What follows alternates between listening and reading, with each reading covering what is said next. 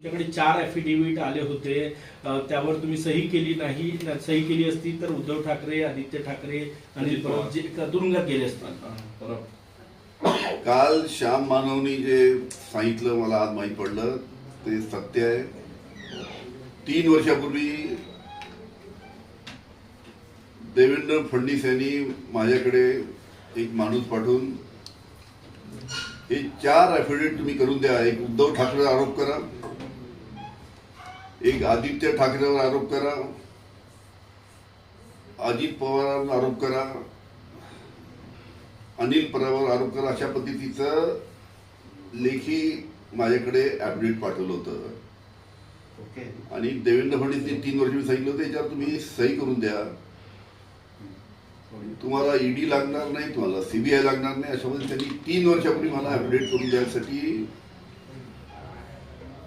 दबाव टाकला होता. त्यावेळेस मी त्यांना स्पष्ट सांगितलं की मी हे ॲफिडेव्हिट करून देणार नाही.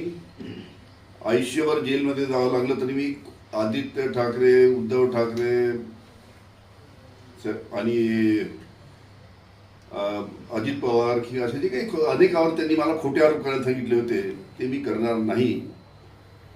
मी देवेंद्र फडणवीस याच्या दबावाला 3 वर्षापूर्वी बळी पडलो नाही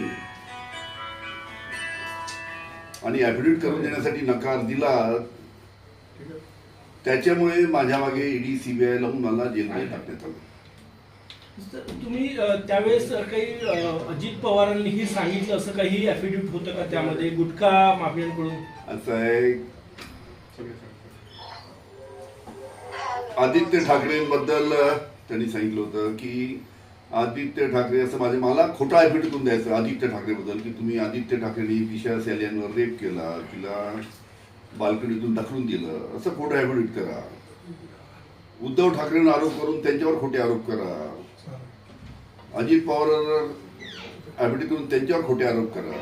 अशा पद्धतीनं त्यांनी लेखी स्वरूपात 4 मुद्दे माझ्याकडे आणले होते. त्यांनी ते ॲफिडेव्हिट करून द्यायला सांगितलं होतं.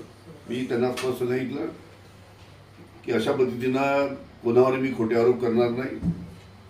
आणि ते ॲफिडेव्हिट करून देण्यासाठी नकार दिल्यामुळे मला त्या निमित्तानं यांनी ईडी सीबीआयच्या माध्यमातून तुरुंगात टाकलं. सर, त्यांनी कौतुकाचं असं म्हटलं की तुम्ही तुरुंगात जाणं पसंत केलं, परंतु त्या ॲफिडेव्हिट मी सांगितलं त्यांना की अनिल देशमुख जिंदगी भर जेल में जाएगा लेकिन किसी के ऊपर झूठा आरोप नहीं करेगा.